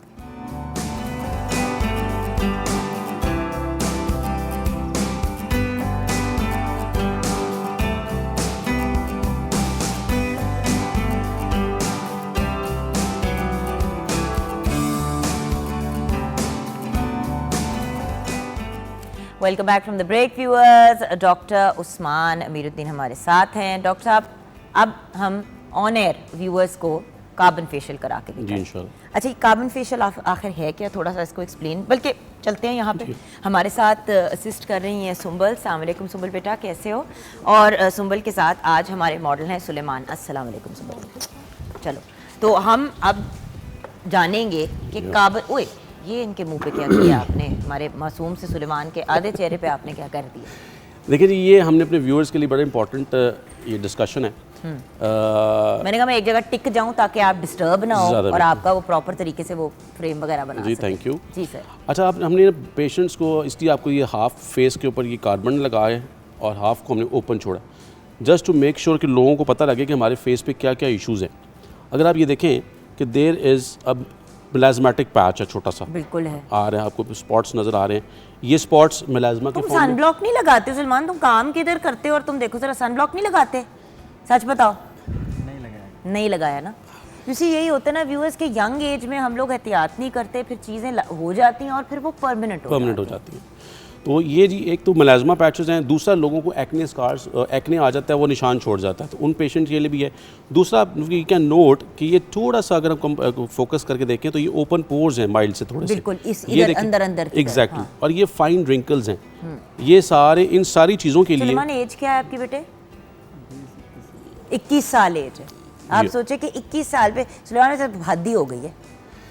ये 21 हमने साल पे कितने, अब ये देखिए ये अब सेल्फ बर्बादी है। एग्जैक्टली अब देखिए हमने अपने लिए 21 साल के लड़के बता रहे हैं कि ये एजेस इस एज में ये आ रहा है। और लड़के का करने का रीजन ये है कि व्यूअर्स, लड़कों का सन एक्सपोजर बहुत ज्यादा होता है, और अगर खवातीन का हक है कि वो अच्छी लगें तो फिर लड़कों का क्यों नहीं राइट? लड़के क्यों छाइयाँ और डार्क स्पॉट्स और इनके साथ घूमें? एग्जैक्टली आप देखिए उनको अपनी भी ग्रूमिंग करनी है जी। बिल्कुल। तो वो इसलिए हमने मेल को सेलेक्ट किया है बिकॉज ऑफ यू, और हम ये सारी चीज़ें आपको बताएंगे कि ये चीज़ें हैं। अगर आप लोग ये सारे मसाइल आपके फेस पे आ रहे हैं, then this is the facial we can do for you, और हम आपके इस मसले को हल कर सकते हैं। चले। अच्छा, डॉक्टर साहब ने एक और बात की, उन्होंने कहा ये मैं खुद करूँगा। मैंने कहा नहीं, हम बात कर लेंगे और वहाँ पे होता रहेगा। तो उन्होंने मुझे कहा कि जो ये एक टेक्निकल काम है, हर चीज़ आप असिस्टेंट से नहीं करवा सकते। तो इस चीज़ के भी बड़े माइंडफुल हों कि जब आप किसी के पास जाते हैं अपना काम करवाने के लिए, स्पेशली जो टेक्निकल इस तरह के काम है, तो वो डॉक्टर या जो डर्मेटोलॉजिस्ट है वो खुद कर रहे हैं कि बस लोगों को कह रहे हैं, अपने असिस्टेंट्स को कह रहे हैं कि करें। बिकॉज ऑब्वियसली ये लोग ट्रेंड होते हैं, बट एक हद तक होते हैं। जो टेक्निकल वाली चीज़ होती है वो आप डॉक्टर को करने दें, या एटलीस्ट ऐसे बंदे के पास जाएं जो कॉन्शियस हैं इन चीज़ों के बारे में। जी सर। अच्छा, ये सबसे इम्पॉर्टेंट है, कोई भी लेज़र की ट्रीटमेंट्स करनी है, we have to be take care of ourselves. अपना भी ध्यान करना है और पेशेंट का भी ध्यान करना है। तो आइज़ बड़े इंपॉर्टेंट हैं, तो आइज़ को प्रोटेक्शन देनी बड़ी ज़रूरी है। हम पेशेंट की आइज़ को प्रोटेक्ट करेंगे और मैं अपनी आइज़ को भी प्रोटेक्ट ठीक करूँगा। है, तो ये मास्क देंगे उनको हम। एग्जैक्टली। और साथ में हमारे जो साथ बैठी हैं आप हैं, और साथ मेरे असिस्टेंट हैं, इनको भी हमारी कोशिश होगी कि हम इनके साथ भी सपोर्ट करें। तो सब मास्क पहनेंगे जी। तो ऑनर तो नहीं किसी को देखने में इशू होगा ना? नहीं, किसी को इशू उससे नहीं। और वो क्योंकि स्क्रीन बीच में आ जाती है तो Exactly. हाँ। ये हम कवर करेंगे जी। आइज़ बड़ी इंपॉर्टेंट है कवर करना, तो इस तरह आपने इसको कवर करना है। ठीक है, मैडम को भी दे दें ब्लैक पेन। इससे आपकी आईलैशेस भी कर, तो वो आपके साथ हैं, वो बेशक कवर कर लें। हाँ वो दूसरी वाली पहन लेंगी। हाँ, ठीक है। Everything is red. हेलो, किधर है आप सारे? हेलो। ओके जी, ये अच्छा मैं basically- खेलना छोड़ूंगा, अब चले। हाँ ये बेसिकली मशीन है जी, इसको हम अपनी वर्ड में यूज़ करते हैं, cat called as pico laser. ठीक है। स्टार्ट में that was a Q switch laser था, उसका एडवांस फॉर्म जो है that is a pico laser. और यहाँ पे हमने कुछ सेटिंग्स करनी होती हैं जिसमें इसकी एनर्जी लेवल्स हैं और इसके स्पॉट साइज़ है, उसके मुताबिक हम इनकी सेटिंग करेंगे। आप देखिए फेस की जो उसका हदो हाल है वो इतना ज़्यादा ब्रॉड नहीं है। अच्छा, ये क्या अंडर आई पे कर सकते हैं? अंडर आई पे कर सकते हैं, लेकिन लोअर अंडर आई पे बिल्कुल आंख अपर के पे साथ नहीं। हाँ, लोअर पे कर सकते हैं, लेकिन वो बहुत कॉन्शियस तरीके से, वो मेरे पास स्पेसिफिकली एक और शील्ड है, हम सब उसको कवर कर लेते हैं, हम वो पार्ट कर सकते हैं। ठीक है, वो फाइन रिंकल्स हम मैनेज कर सकते डॉक्टर साहब स्टार्ट करें, हमने देखना है। हैं। जी ठीक है। आपको पता ना व्यूअर्स, ये टेक्निकल चीजें मुझे जितने मजे की लगती हैं ना। अब ये देखिए ड्राई हो गया, नाउ विल स्टार्ट। मेरा पॉइंट सिर्फ इतना है कि हर चीज के लिए सुए नहीं मुंह में खोदने की जरूरत होती है ना। बहुत सी ऐसी चीजें हैं जो आप करा सकते हैं जो आपको इन्हांस करेंगे आपकी ब्यूटी को। कुछ ओए, अब आप ये देखें जी, मैंने पेशेंट्स को पहले हल्का सा करके बताया कि आपको इतनी सी फीलिंग आएगी, ठीक है, इसमें दर्द नहीं होगी, सिर्फ चुभन सी महसूस होगी थोड़ी सी, ठीक है जी, ताकि पेशेंट मेरे आपने खुद साथ, कभी किया जो आप अगलों के ऊपर? मेरा भी जरूरत नहीं पड़ी। अच्छा, जरूरत नहीं पड़ी। हाँ तो ये जी इंशाल्लाह ताला पेशेंट को कंफर्ट जोन में ला के हम पेशेंट को कंफर्ट जोन में लगेंगे। आपको कोई पेन होगा, आपको चुभन सी महसूस होगी, इसके अलावा कुछ नहीं होगा। अच्छा, हाथ उठाना अगर इशू हो, फेस को नहीं। आप और आपने हमें बताना है कि अगर आपको कोई भी दर्द है, हम वहाँ पे रुक जाएंगे। सर, ठीक है जी? दूसरों का तो कराते हो, तुम आज अपना कराओ और जरा सीखो दे कि इसी को, कितना ये को मजा बस। आता है। अब आप देखें कि लोग ना वीडियोस बना के ना दिखाते हैं, देखें ये कालापन जो है ना दूर हो गया है, तो ये इस तरह कालापन दूर होता है, कार्बन लगाई होती है उन्होंने, और डायरेक्ट मलाजमा नहीं ख़त्म होता। अब ये छाइयों के लिए, फाइन रिंकल्स के लिए, ओपन पोर्स के लिए, और आपकी जो डेड स्किन है उसके लिए इसको हम इफेक्टिव है। अब पॉइंट है कि ये जो कार्बन पार्टिकल्स हैं, इसके ऊपर जब व्यूअर्स, भी ये काम प्रोफेशनल्स का है, ये मैं डिस्क्लेमर देना चाहती हूँ ओपनली कि ये प्रोफेशनल डॉक्टर का काम है। आपसे रिक्वेस्ट कर रही हूँ कि प्रॉपर बंदे के पास जाएं। अब आप जो लोग अभी ट्यून इन कर रहे हैं, एनके क्यूपेनी में हम लेज़र कर रहे हैं, carbon laser on air on morning at home. Doctor साहब से यही मेरी रिक्वेस्ट थी कि ऑन एयर करके दिखाएं। तो उन्होंने कहा कि फिर जो सारे केयर वाले मामलात हैं, ये पूरा एरिया स्टेरलाइज कराया, ये सारा कुछ हमने मैनेज किया। बट व्यूअर्स, ऑब्वियसली ये काम होना चाहिए एक क्लिनिक के अंदर, पार्लरों में मत जाके कराया करें, मेरी रिक्वेस्ट है आप लोगों से। मैं इतने लोगों को जानती हूँ जिन्होंने पार्लर्स में पैसे बचाने के एक्साइटमेंट में जाके ये काम करा लिए और फिर उन्होंने सिर्फ सफ़र ही किया। अच्छा डॉक्टर साहब, ये उड़ क्यों रहा है? देखिए जी, गायब होता जा रहा है। ये कार्बन है जी। कार्बन बेसिकली ये पीको लेज़र है, कार्बन पार्टिकल्स को ब्रेक कर रही है और ब्रेक करने के साथ साथ ये जो आपकी स्किन के ऊपर डेड लेयर है एपिथेलियल, उनको साथ ये बेसिकली वो कर रही है जी, ड्राई कर रही है, जिसकी वजह से आपको ये धुआं जो लग रहा है ना, ये एपिथेलियल सेल्स ये बर्न हो रहे हैं और साथ कार्बन बर्न हो रहे हैं। ਤੁਸੀਂ ਸਾਡੇ ਮੁੰਡੇ ਨੂੰ ਸਾੜ ਦਿੱਤਾ ਹੈ। ਇਹ ਮੁੰਡਾ ਤੁਹਾਡਾ ਸੋਹਣਾ हो गया जी। हाय मैं सदके जाऊं, छोटा सा वो बेचारा लड़का, एक उसको छाइयाँ भी पड़ गई तो उसको अच्छा व्यूअर्स, बच्चे अक्सर कॉन्शियस नहीं होते। मैं पेरेंट्स को ज़रूर कहूँगी कि देखें, छोटी ही उम्र, छोटे बच्चों के भी सन ब्लॉक अवेलेबल होते हैं, इसलिए कि उनको बचपन से आदत डालें। जैसे दांत डालने, दांत ब्रश करने की आदत डालते हैं। एग्जैक्टली, स्किन केयर बड़ी इंपॉर्टेंट है। अगर आपको बच्चों की उम्र में जैसे आप देखें, जब बच्चा ग्रो कर रहा होता है, उसका जो बेसिक मेंटल लेवल कैपेबिलिटी है वो 6 साल से स्टार्ट होती है और 12 साल की उम्र में जो आप उसको फीड कर देंगे जी उसकी, और वही वो चीज़ें अपनी रूटीन में आगे लेके चलेंगे। जैसे बच्चों को पता है कि बाहर जाना है तो पहले वो मच्छर वाला लगा के जाना है ताकि मच्छर ना काटें, तो ये आप एक नॉर्मल बच्चों की रूटीन का हिस्सा बना दें कि सन ब्लॉक के बगैर आपने नहीं बाहर जाना, बस ये एक अंडरस्टूड बात है। और अगर सन ब्लॉक को डेली सुबह मॉइस्चराइजर के तौर पे लगा लें बच्चे, तो वो एक रूटीन का हिस्सा बन जाती है। और अगर कहीं बाहर जाना है, धूप में जाना है, तो उसका ख्याल करें। अच्छा डॉक्टर साहब, ये इस ट्रीटमेंट के बाद जी आफ्टर केयर क्या है? क्योंकि वहीं पे तो लोग बेड़ा गर्क करते हैं अपना। जी, इस पे सबसे इम्पॉर्टेंट है, जब ये आपका हो जाए आपने सनस्क्रीन लगानी है जी। सन ब्लॉक जो ना वो ओल्ड स्कूल मेथड हो गया। Sunscreen, sorry. यस, हमने सन ब्लॉक यूज़ नहीं करना। We don't have to block the violets. हमें चाहिए कि हम उसको प्रोटेक्ट करें स्किन को, क्योंकि बहुत सारी वॉयलेट्स ऐसी हैं जो हमारी स्किन के लिए इफेक्टिव भी हैं और अच्छी भी हैं। देखिए हमारे इन साइड के अंदर UVA और UVB लाइट्स। अच्छा, डॉक्टर साहब देखिए, मेरी स्किन बहुत सेंसिटिव है। मैं ना अल्कोहल बेस्ड की चीज़ लगा सकती हूँ और ना ही मैं फ्रेग्रेंस वाली चीज़ लगा सकती हूँ। जी ठीक, मुझे बहुत ज़्यादा वो स्किन रिएक्ट करती है। हाँ जी, तो इसलिए आपको सजेस्टिव होगी कि आप ऑर्गेनिक प्रोडक्ट्स या मेडिकेटेड प्रोडक्ट्स यूज़ कीजिए फेस के ऊपर, और बहुत लो क्वांटिटी में यूज़ करें। अगर सपोज आपको रिक्वायर्ड है 4 ड्रॉप्स ऑफ द सीरम, तो आप मेरी आपको सजेशन होगी कि आप 2 ड्रॉप्स की तरफ जाएं और चेक करें कि क्या आपकी स्किन के ऊपर एलर्जी लेवल्स होता है या नहीं होता। अगर नहीं होता दैन प्रोसीड विद 3 ड्रॉप्स, ताकि आपको ना आप सेफ जोन में खेलें, कोई इसमें डैमेज करने की ज़रूरत नहीं है स्किन को जी। अब कार्बन का इम्पॉर्टेंट ये है कि ये हम इसका जो आफ्टर केयर है वो ये है कि पेशेंट को जब भी हमने कार्बन करना है उसको आपने इंस्ट्रक्शन देनी है कि आपने सनस्क्रीन यूज़ करना है एक, और आपने 3 आवर्स to 4 आवर्स के बाद आप अपना फेस वॉश भी कर सकते हैं। उसके अलावा आप ये सेशंस हैं इसके रिपीट किए जा सकते हैं after every 21 days, 3 weeks, 4 weeks के बाद, और 2 to 6 सेशन सजेस्टेड हैं। एंड इसके साथ अब ये पॉइंट है कि इससे फ़र्क क्या पड़ेगा लोगों को। इससे फ़र्क ये पड़ेगा, स्किन जो डेड स्किन है वो ख़त्म हो जाएगी, रेडनेस, अच्छी स्किन, फ्रेश स्किन सामने आएगी। वो ये आपको दिखाते हैं, इमीडिएट ग्लो आता है पेशेंट को, फाइन रिंकल्स ख़त्म हो जाते हैं। जो मेलास्मा स्पॉट्स हैं या जो एक्ने के स्पॉट्स हैं, it takes time, and whoever gives you the promising results कि भी हम आपको 100% रिजल्ट्स देंगे with for the melasma for these lasers, तो डोंट बी डिसगाइज्ड। आप कोशिश करें। 6 से महीने से लेकर साल तक आपकी ट्रीटमेंट कंटिन्यू करेगी और उसमें भी आपको 60% फ़र्क पड़ेगा। ये रियलिस्टिक एक बात है। मैं बड़े जगहों पे चेक किया, मतलब मेरा अपने एक स्किन केयर की लाइन है, उसमें भी मैंने एंटी पिगमेंटेशन क्रीम बनाई है, और हम भी यही कहते हैं कि एंटी पिगमेंटेशन क्रीम यूज़ करें या सीरम यूज़ करें।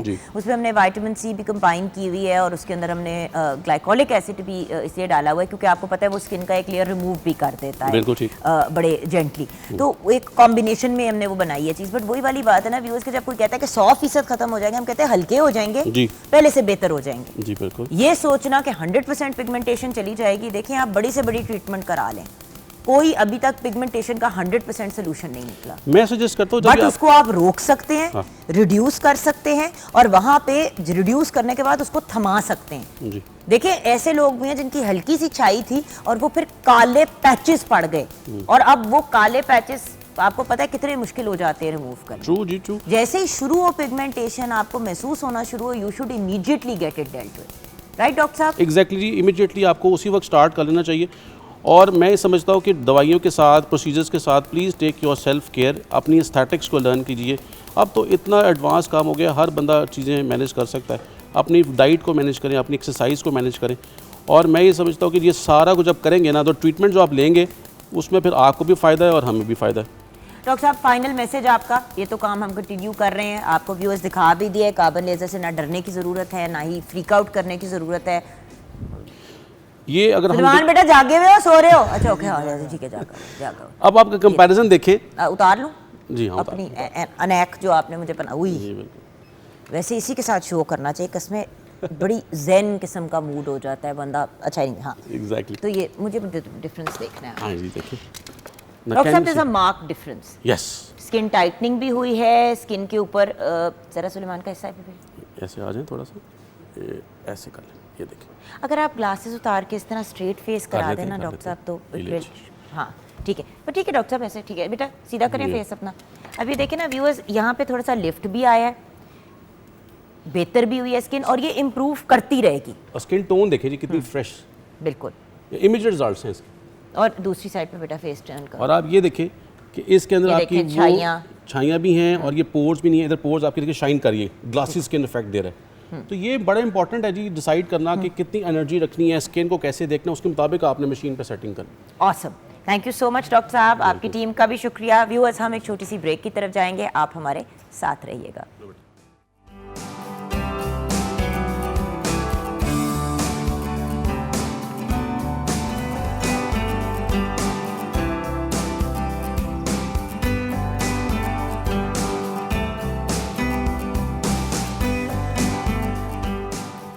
Welcome back from the break viewers. हमारे साथ इस वक्त हैं बहुत ही टैलेंटेड शाज बैंड, जैसे कि आप जानते हैं they are my favourite sibling duo.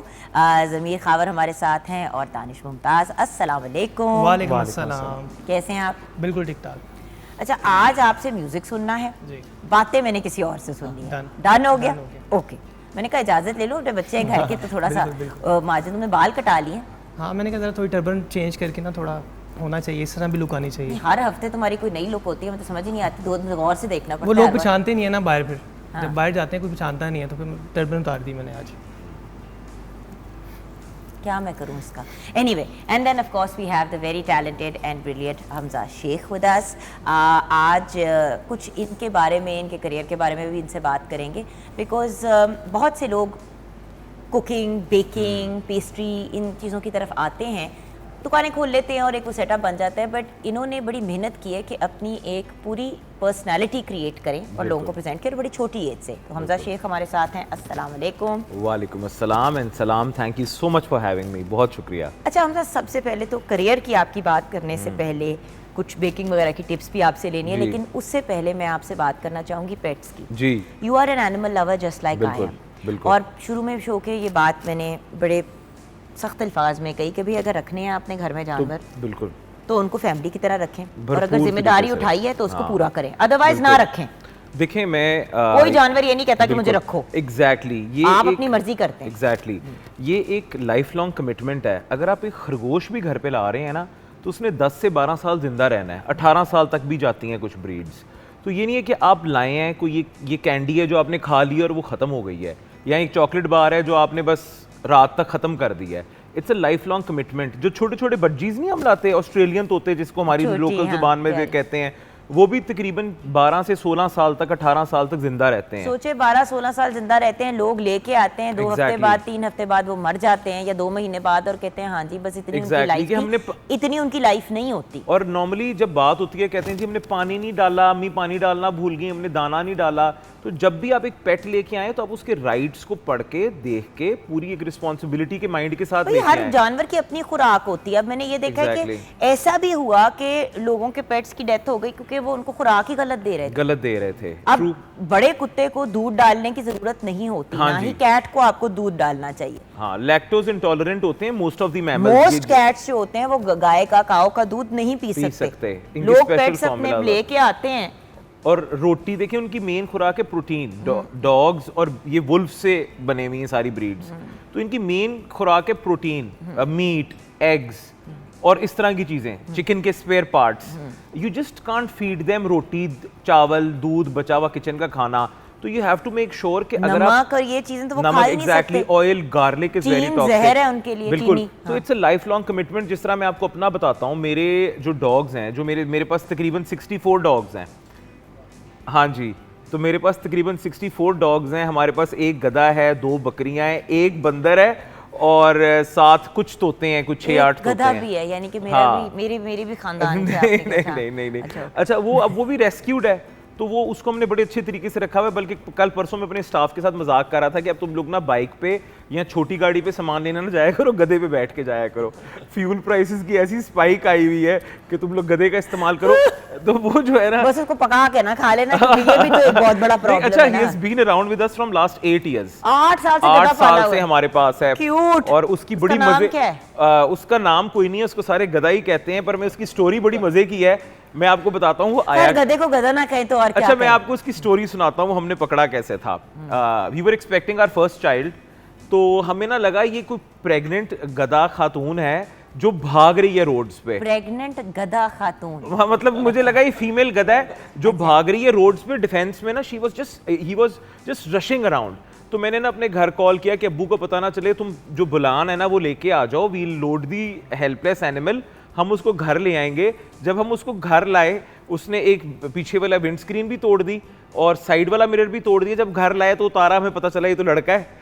तो फिर वो तब से हमारे पास रह रहा है। अच्छा, उसने इसलिए थोड़ा क्योंकि वो लड़का था। हाँ, and he is a very reasonable animal. तो अच्छा, मैं जिंदगी में कभी किसी रीजनेबल गधे को नहीं मिली, लेकिन चले। हाँ, हाँ। बट यू सी व्यूअर्स, यही बात है, लोग इस तरह गधों को, या जिसको खच्चर भी कहते हैं, जो मिक्स्ड हाँ, हाँ, होता है ब्रीड घोड़े और उसकी बिल्कुल, गधे की बिल्कुल। कॉम्बिनेशन, तुम लोगों ने भी देखा होगा बॉयज, कितनी बुरी तरह लोग ट्रीट करते हैं। अब्यूज देखे, पता है क्या बात इतने है? मतलब इतना भारी सामान अब मैं ऊपर आपको लाद बताता देते हैं और जान निकल रही हो, देखते हुए बंदे की जान जा रही होती है। बंदा कहता है कि यार आपने देखिए, अगर अपने काम के लिए भी रखा है तो एक जायज हद तक अगले से काम एग्जैक्टली लेना। अच्छा जुगन, मैं आपको एक चीज़ बड़ी इंपॉर्टेंट बताता हूँ कि गधे और घोड़े उस ज़माने में इस्तेमाल होते थे जब मोटर्स और इंजन्स ये चीज़ें नहीं आई थी, बाइक्स और साइकिल्स। ठीक है, अब गधे ने भी खाना है और आपने अपनी जो आपने लोडर कार्ट ली हुई है बाइक के साथ, उसमें भी फ्यूल डलना है। ठीक है ना, तो इस पॉइंट पे इन जानवरों के ऊपर जुल्म करने का कोई तुक ही नहीं बनता या कोई सवाल ही नहीं पैदा होता। तो आप एक जिंदा चीज को, एक आप गधे को कह रहे हो रोड पे कि तुम गाड़ी की स्पीड से चलो, सोटियां मार मार के, डंडे मार मार के, तो I think this is very wrong. ये एक बड़ी अनएथिकल बात है, बल्कि इसके ऊपर कोई मूवमेंट होनी चाहिए और इस चीज को रोका जाना चाहिए। ये बहुत गलत बात है।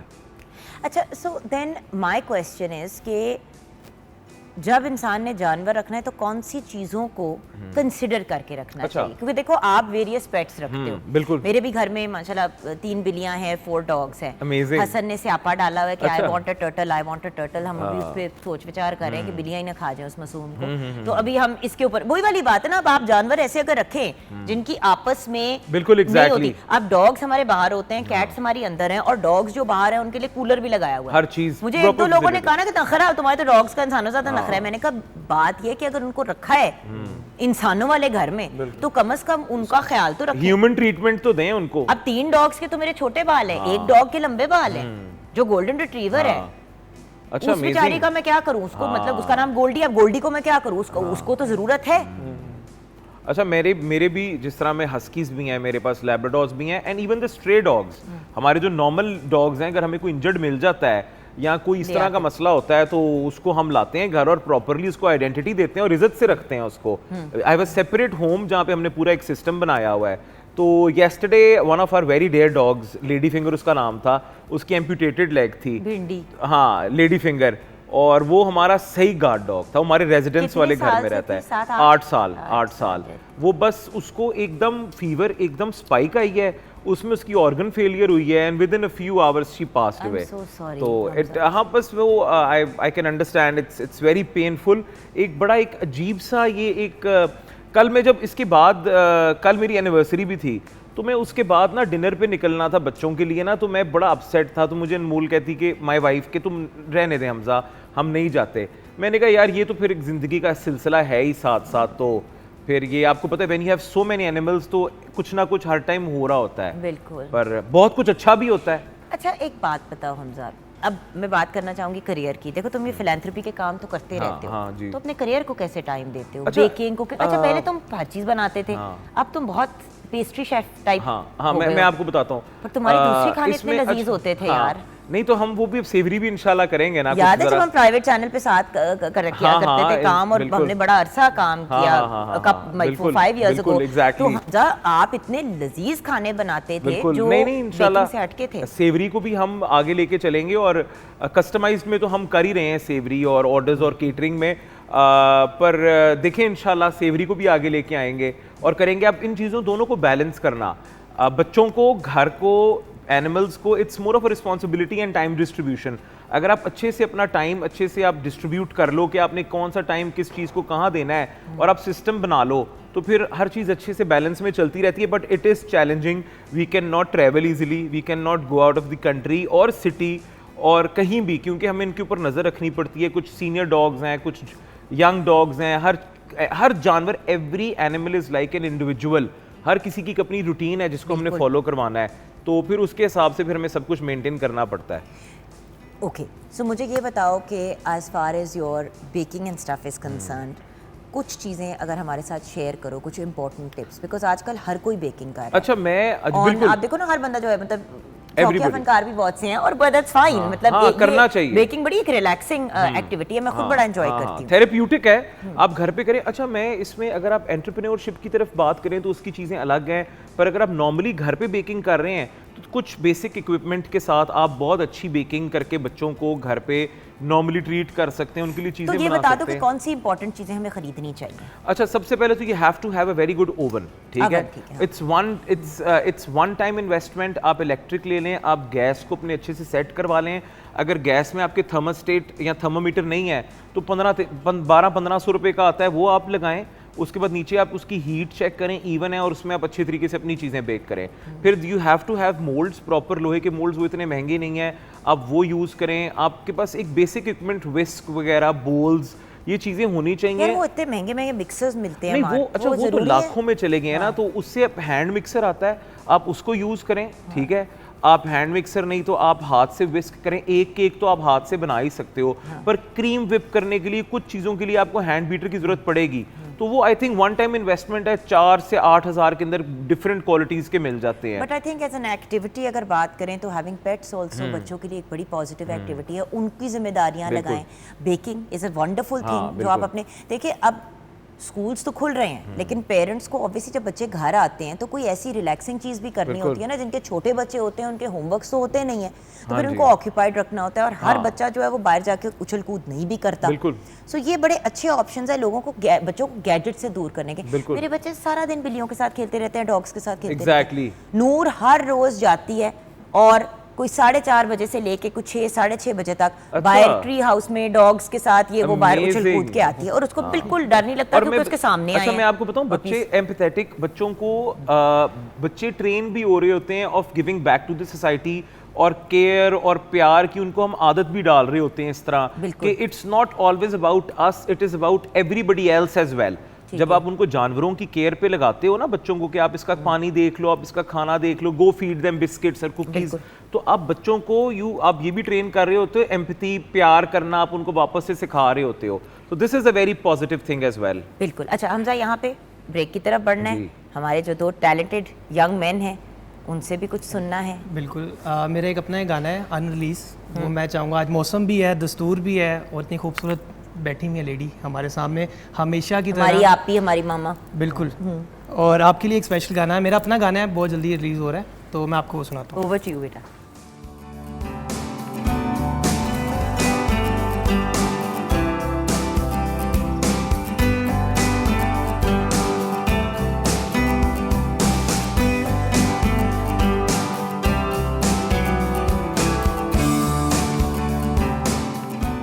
Welcome back. हमारे साथ हैं the Shaz band and Hamza Shaikh. अच्छा, ये क्या गाने में मेरा नाम है अभी तुमने डाल दिया? बस क्योंकि आपके एहसान वाकई नोट आउट बहुत हैं, हर खुशी में गमी में मैं आपके साथ था, तो मेरा दिल था कि मैं आपके लिए कुछ कर सकूं, तो बट किया अल्हम्दुलिल्लाह। Thank you so much. My pleasure, it's a beautiful song and it's such a huge honour. और ये सबसे प्यारा तोहफा होता है जो कोई अपना आपको दे सकता है, अपने ही टैलेंट की कोई चीज़ देना। फूल, तोहफे, चॉकलेट्स, ये तो मतलब आपस में एक आम चीज़ होती है, बिल्कुल। But it's a big honour. Thank you so much बेटा। Thank you. I wanted to thank you honour. अच्छा, अब हमें ज्वाइन किया एक और हाई अचीवर में। तुम दोनों बड़े इस चीज़ में इंटरेस्टेड हो गए क्योंकि तुम लोग का भी सारी रात इसीलिए तुम लोग जागते हो। हमारे साथ इमरान खान है। एक ब्रिलियंट अचीवर हैं, एक ऐसे ई स्पोर्ट्स प्लेयर हैं जिन्होंने ना सिर्फ पाकिस्तान में बल्कि इंटरनेशनली हमारे मुल्क का नाम रोशन किया है। पाकिस्तान की तरफ से मल्टीपल चैम्पियनशिप्स इन्होंने खेली हैं और जीती हैं। रिसेंटली नेशनल कप इन्होंने टेकन गेम में जीता, जिसके इवज़ इनको और इनके पार्टनर्स को 500,000 US डॉलर्स मिलेंगे, यानी कि 5 लाख US डॉलर्स मिलेंगे। अस्सलाम वालेकुम। वालेकुम सलाम। क्या हाल है? शुक्र अल्लाह का, आप सुनाएं। इमरान, सारा वक्त तुम गेमें खेलते रहते हो, तुम्हें बातें करने की आदत है भी कि नहीं? पहले तो ये बताओ। मैं हम हमेशा ये सोचते तो प्रॉपर गेमर्स होते हैं क्योंकि उनका सारा टाइम गेमिंग पे गुजरता है और आपस में भी तो जब नॉर्मल लाइफ में होते हो तो ये ऐसा है कि मैं कम बोलता हूँ क्योंकि मेरे जहन में हर टाइम कुछ ना कुछ चल रहा होता है, आगे की प्लानिंग या जो मिस्टेक्स हैं उसको कैसे करना है। घर वाले भी कहते हैं कहाँ खोए रहते हो, बात शात किया करो बस, इसलिए। अच्छा, ये बताओ कि जर्नी कैसे शुरू हुई? देखो, गेमिंग तो एक ऐसी चीज़ है जिसपे जूते पड़ते हैं सब। बिल्कुल। मेरे बेटे हमजा को भी मैं डांटती हूँ कि भाई छोड़ दो जान अपनी, वो जो भी मशीन होती है, नाम नहीं उसका मैं ले सकती, बट मतलब छोड़ दो उसका खेड़ा। ऐसे ही हर वक्त मतलब जब मौका मिले गेमिंग करनी है। अब इस सिचुएशन के बाद तो बंदा सोच रहे चलो उसी तरफ लगा लेते हैं बच्चों को। ऐसा ही है, बचपन से ही शौक था, कोई भी काम के लिए भेजते थे तो छुप के उधर चले जाना, गेमिंग वो जो आर्केड्स में चले जाना, तो घर वाले फिर डांट के लाते थे, दादा अबू मेरे। तो बस ऐसे छुप छुप के खेली। फिर जब इंटरनेट पे देखा कि बाहर लोगों को खेलने के पैसे मिलते हैं, स्पॉन्सर्स मिलते हैं, तो हमने कहा यार हम भी जा सकते हैं, मैं और मेरा दोस्त जो अरसलान है वो। तो फिर हमने इसी तरह मेहनत शुरू की और 7 साल के बाद जाके कोई स्पॉन्सर मिला 2019 में। फिर वहाँ टेकन ही क्यों चूज की? क्या टेकन टेकन ही डे 1 से खेल रहे थे? हाँ जी, टेकन एक पॉपुलर गेम थी, उसके ग्राफिक्स बहुत अच्छे हैं और 3D गेम है ना, तो इसलिए वो ज़रा पसंद आई थी, तो शुरू से वही खेलते हैं। कितने ममालिक में पहली दफ़ा कहाँ पे जाके किया? पहली दफ़ा मैं 2019 में थाईलैंड गया था, तो यकीन नहीं था आ रहा कि कोई आपको लेकिन स्पॉन्सर। थाईलैंड तक पहुँचे कैसे इमरान? ये हमने इंटरनेट पे अपनी वीडियोस वगैरह डालनी शुरू की, ट्विटर पे कॉन्टेक्ट्स किए लोगों को कि यार इस तरह पाकिस्तान में भी टैलेंट है। तो पाकिस्तान को पहले कोई नहीं था जानता। फिर 1-2 बार अपने पैसे लगा के 1-2 लोग गए, अरसलान गया, तो फिर लोगों को पता लगा कि यार एक पूरी कम्युनिटी है पाकिस्तान में जो बहुत टैलेंटेड है। तो फिर इस तरह स्पॉन्सरशिप मिलनी शुरू हुई पाकिस्तान के। ई स्पोर्ट्स बहुत ज़्यादा पॉपुलर है और आप आई डोंट थिंक हम अंडरस्टैंड भी कर सकते हैं कि किस लेवल पे लोग इसके क्रेजी फैंस हैं, स्पेशली टेकन के। जी जी, बहुत इसकी बहुत बड़ी कम्युनिटी है और इसमें बहुत सी चीज़ें हैं, जैसे कि टीम्स भी हैं और स्पॉन्सर भी हैं, टूर्नामेंट्स ऑर्गेनाइज होते हैं, इवेंट्स होते हैं और एक पूरा वर्ल्ड कप होता है हमारा, जैसे क्रिकेट का होता है, सारा साल वो चलता है, एंड पे फाइनल होता है और उसका 3-4 करोड़ इस तरह प्राइस होता है। Wow, okay. तो थाईलैंड पे जब गए? थाईलैंड गया, बड़ा नर्वस था, बड़े मसले वगैरह हुए, पहला टूर था, पर वहाँ पे जाके मैंने 2-3 खिलाड़ी को ही हराया था जो कि उस टाइम चैम्पियंस थे, पर मैं फिर खुद नॉकआउट हो गया था क्योंकि पहला इवेंट था, थोड़ा नर्वस था। फिर उसके बाद मेहनत की, अगला टूर्नामेंट जीता, फिर इस तरह स्पॉन्सरशिप मेरा पक्का हो गया। उन्होंने कहा कि ठीक है आपको कॉन्ट्रैक्ट देते हैं 2 साल का विद सैलरी, तो फिर वो एक बड़ी अच्छी चीज़ थी कि मैं अपना करियर आगे लेके जा सकता था। वंडरफुल। अच्छा, ये बताओ किन किन कंट्रीज़ में पार्टिसिपेट कर चुके हो? काफ़ी कंट्रीज़ में जा चुका हूँ, 15 से ज़्यादा कंट्रीज़ में जा चुका हूँ। USA गया हूँ 4 दफ़ा, जापान गया हूँ, थाईलैंड काफ़ी दफ़ा गया हूँ, मलेशिया, दुबई, जॉर्डन। अच्छा, इस फील्ड में आपकी इंस्पिरेशन कौन है? देखिए, यूजुअली किसी भी फील्ड में कोई ना कोई किसी को इंस्पायर करता है। सो आपकी इंस्पिरेशन कौन है? क्योंकि देखो, इंस्पिरेशन तो वो होता है जो बेस्ट होता है, तो बेस्ट तो आप खुद दो। इंस्पिरेशन यही मतलब थी। मैं मेरा पॉइंट समझ रहे हैं सारे कि मतलब बेस्ट आप जो बेस्ट होता है क्राफ्ट में, आप उसको अपनी इंस्पिरेशन समझते हैं, तो बेस्ट तो आप। मैं ये समझता हूँ कि हमारी जो फील्ड है ना, उसमें अगर कोई हमें हराता है तो हमें बस ये होता है कि यार प्रैक्टिस करनी है और इसको हराना है। अब इसी को हराना। हाँ, इसी को हराना। वो फिर जब वो हमसे हारता है वो फिर प्रैक्टिस करता है हमारे लिए, फिर इस तरह ये सिलसिला चलता है। अच्छा, कोई ऐसा भी सिलसिला होता है जहाँ आप एक दूसरे को चैलेंज करें, चाहे टूर्नामेंट हो या ना हो, चैलेंज आप एक दूसरे को करें, इस टाइप के भी होते हैं जी मामला? जी, ये पूरा एक हमारा प्लेटफॉर्म है, ट्विटर पे पेज वगैरह है, उस पर हम एक दूसरे को कर सकते हैं चैलेंज वगैरह। मैं खुद ऑर्गेनाइज करवाता हूँ टूर्नामेंट्स भी, जो यंग टैलेंट है उसके लिए, तो वो करते हैं एक दूसरे को चैलेंज। शुरू पेरेंट्स का क्या रिस्पांस था? मुस्कुराहट कोई इस वक्त देखे ना जरा। हाँ जी, पेरेंट्स का क्या रिस्पांस? पहले तो बड़ा खिलाफ थे, कच्ची वाली जो एक्सप्रेशन है ना वो। हाँ, नहीं, पहले तो बड़ा खिलाफ थे कि तुम टाइम ज़ाया कर रहे हो, स्टडी कंप्लीट करो। तो किसी को पता नहीं था कि इसमें भी करियर बन सकता है और इसमें भी इतने पैसे मिलते हैं या स्पॉन्सर मिलते हैं। मैं बता भी नहीं था सकता उनको, वो कुछ बात करता था वो मारना शुरू हो जाते थे, डांटना शुरू हो जाते थे। तो फिर एक टाइम आया, फिर मार नहीं प्यार। तो उनको फिर 2019 में जब मैं गया, फिर उनको पता लगा कि यार वाकई है। अम्मी शुरू से सपोर्ट करती थी, अब्बू डांटते थे, दादा अब्बू।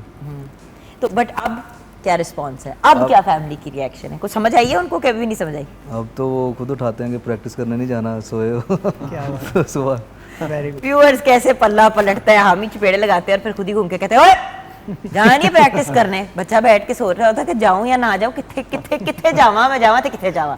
अच्छा, अभी तक अपनी सबसे बड़ी अचीवमेंट किसको कंसिडर करते हो? अभी तक एक ये पीछे ना टूर्नामेंट अनाउंस हुआ था सऊदी अरब में, नेशंस कप, 16 ममालिक से टीम आई थी, तो वो बड़ा पर्सनली था एक किस्म का ना। तो क्योंकि हम यही कहते थे कि पाकिस्तान बेस्ट है इस चीज़ में, लोग मानते नहीं थे, तो वो एक जगह थी जहाँ पे हम प्रूव कर सकते थे नेशंस कप में। तो हमने, मैं और मेरे दो दोस्त हैं आतिफ और अरसलान, वो आज आए नहीं, तो हमने काफ़ी मेहनत की, 1.5-2 महीना ये घर भी देखिए नहीं व्यूअर्स, गए। जीतने के बाद तीनों भाइयों ने मिलके, तीनों फ्रेंड्स ने मिलके सजदा किया। जी जी, तो वो एक बड़ा हिस्टोरिक मोमेंट था। मैं चाहता था कि मैं जीतूं और सजदा करूं, और अल्लाह पाक ने वो सजदा शुक्र मौका जिसको हम कहते हैं। दोस्तों के साथ ही दिया, जो मेरे बचपन के दोस्त थे। अब देखिए ना, ये हम नॉर्मली क्रिकेट स्टेडियम्स में देखते हैं अपने जी, जी। प्लेयर्स को करते हुए, तो जब हमारे ई स्पोर्ट्स के बच्चे भी जब इस तरह से एक एटीट्यूड लेके चलते हैं। अच्छा, आगे का क्या प्लान है तुम्हारा? लाइक आई एम वंडरिंग कि यहाँ से फिर वहाँ बंदा कहाँ जाता है आगे? आगे इसमें बड़ी चीज़ें हैं, बड़े रास्ते हैं। जैसे कि अगर मैं, अब मेरे से नहीं खेला जा रहा, मेरी एज हो गई है ज़्यादा, तो मैं अपनी टीम ओपन कर इसमें कोई लूँगा। एज मैटर करती है? अभी तो मैंने एक बंदा देखा 45 की एज में वो खेल रहा है, तो मुझे हौसला मिला, मैं कहा यार तू कर रहा है तो फिर हम भी कर नहीं, सकते देखो हैं। फिजिकल टेक्निकली स्पोर्ट तो नहीं है ना, दिमाग की स्पोर्ट है और उसकी है, तो पर ये आपके वक्त के साथ रिएक्शन स्लो हो जाते हैं। अच्छा। मैं ऐसा लगता है कि एज के साथ एक जवान बंदा है और एक बूढ़ा बंदा, उसमें रिएक्शंस का फ़र्क होगा, हाजिर दिमागी का फ़र्क होगा। हाँ, बट आई नो अगर एक्टिव रहोगे और प्रैक्टिस करते रहोगे तो इंशाल्लाह ठीक ही रहोगे। हाँ मतलब जी, ये चीज़ है, आपको अपनी फिजिक पे बड़ा ध्यान देना पड़ता है इस चीज़ फिजिक में। पे देना पड़ता है, अपनी हेल्थ का ख्याल रखना पड़ता है, ऐसा ही क्योंकि है। मतलब इसमें भी फिटनेस मैटर करती है, राइट? जी जी, बहुत मैटर करती है, क्योंकि हमारा काम बैठने का है, तो जिम तो ज़रूरी है, फिर थोड़ा सा तो जाते हो हाँ जी। रेगुलर। अच्छा, ये बताओ कि अब जो पैसे विन किए हैं, कुछ सोचा है उनके बारे में कि क्या करना है? ऑब्वियसली डिवाइड होएंगे और टैक्स, जो भी मामलात होते हैं वो सारे होके जो भी अमाउंट आएगा इवेंचुअली, क्या सोचा है? मैंने तो यही सोचा था जब जीता था, तो कि अम्मी की 1-2 ख्वाहिशें हैं वो पूरी करनी है लाजमी। वो क्या है? वो एक घर है, वो उनको बड़ा पसंद है, मैं सोच रहा हूँ वो लूँगा। तो फिर एक गाड़ी उनके लिए, फिर उसके बाद एक उम्रा वगैरह करने का प्लान है, फिर बाकी जो भी अम्मा अब्बा को हज करा दो तो बहुत ही अच्छा हाँ जी, होता वही उनके पहले उम्रा करें फिर हज है। इंशाल्लाह। बिल्कुल ठीक है, बिल्कुल ठीक है, क्योंकि वही वाली बात है कि अगर आप साहिब हैसियत हैं, अफोर्ड कर सकते हैं, जितनी यंगर एज पे बंदा हज पे चला जाता है उतना ज़्यादा अच्छे तरीके से आप अपने फ़राइज़ को पूरा कर सकते हैं। वैसे ही एक मशवरा है बहन का, क्योंकि वही चीज़ है ना कि देखिए जहाँ अल्लाह का शुक्र अदा कर रहे हैं, इससे बेहतर क्या तरीका है कि अल्लाह ताला के घर जाएँ और वहाँ पर जाके उनसे बातें करें और वैसे ही और बरकतें आ जाए आपके और काम के अंदर। दूसरा, एक कम्युनिटी को सपोर्ट करने के लिए थोड़ा सा एक प्रोग्राम सोचा है कि एक टीम बनाऊंगा अपनी, जो लोग नहीं अफोर्ड कर सकते उनको सैलरीज पे रख के बाहर भेजेंगे इंशाल्लाह टूर्नामेंट्स पे। वंडरफुल इमरान, मैं सो प्राउड ऑफ यू। अल्लाह आपको, आपकी टीम को खुश रखे, आपको मज़ीद कामयाबी दे। एंड एज अ पेरेंट जो खुद भी अपने बेटे को इतना डांटती है, मैं भी बड़ी अब एम्बेरस थी आज, मैंने कहा यार वो आ रहा है तो मैं उसको क्या कहूँगी, मैं तो खुद अपने बेटे को डांटती हूँ खेलने पे। बट वही वाली बात है ना कि यार देखो फोकस के साथ खेलें, जी जी, कोई भी काम करना है वो फोकस के साथ करें। अल्टीमेटली तो व्यूअर्स यही चीज़ मैटर करती है। अब देखिए ये अब कितना टाइम देते हो आप डेली अपने क्राफ्ट को? अब तो इतनी ज़रूरत नहीं पड़ती टाइम की, नहीं तो पहले मैं 6-7 घंटे 8 घंटे, जब टूर्नामेंट आया तो फिर तो घर ही नहीं थे जाते। एक वीक, एक मंथ, ये गेमर्स 8 का जो टूर्नामेंट विन किया है, मैं 1 मंथ से ही घर ही नहीं गया, 2-3 घंटे बस जाना हफ्ते बाद, तो बड़ा टाइम देना पड़ता है। बूट कैंप पे सोना, उधर ही खाना, उठ के मैचेस देखने, एनालाइज करना, प्रैक्टिस करना, बड़ा अच्छा, टाइम। यानी कि ये सिर्फ नहीं है कि बस खेलना है और उसमें प्रैक्टिस करनी है, आपने दूसरे को भी देखना है, उसकी भी चीज़, जिस तरह नॉर्मल रेगुलर फिजिकल स्पोर्ट्स होती हैं हाँ जी, उसी तरह। वैसे ही ये कर उससे तो आप वही रहे हो ना स्क्रीन पे, ये उससे स्क्रीन पे भी- तो आप वही चीज़ कर रहे हो, आपने अपने प्लेयर को वो कराना है, तो जी, जी। आपका दिमाग भी उतना ही हाजिर होना इसमें चाहिए। रिएक्शंस और माइंड गेम और काफ़ी चीज़ें हैं, वो उनको आप प्रैक्टिस करनी पड़ती है डेली बेसिस पे। I think that's amazing Iman. I think वही वाली बात है ना, हिम्मत, मेहनत, डेडिकेशन। फुल टाइम करियर है। इट्स लाइक अभी जिस तरह इनकी बातें सुन के कितनी इंस्पिरेशन मिली है हमें भी, और इनका प्राइस मनी सुन के ज़्यादा इंस्पिरेशन मिली है। हाँ, हमजा अपना हिसाब लगा रहा था कि यार अगर मेरे पास होते तो मैं ये करता, मैं ये करता, मैं ऐसे करता, मैं वैसे करता। हाँ नहीं, माशाल्लाह, we are so happy for you. बड़ी अचीवमेंट है, बड़ी बात है।